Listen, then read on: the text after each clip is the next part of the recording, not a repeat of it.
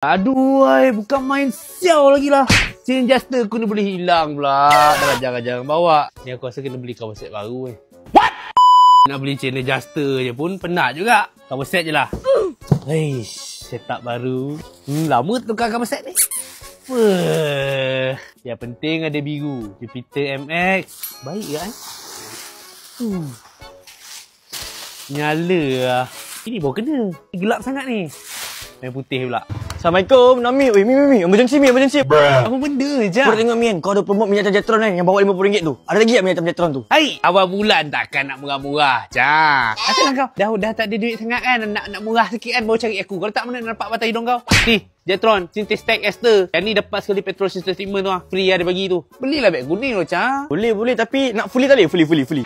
Kau nak bawa RM50, lepas tu kau nak fully lah. Kau lemak kau, sayang.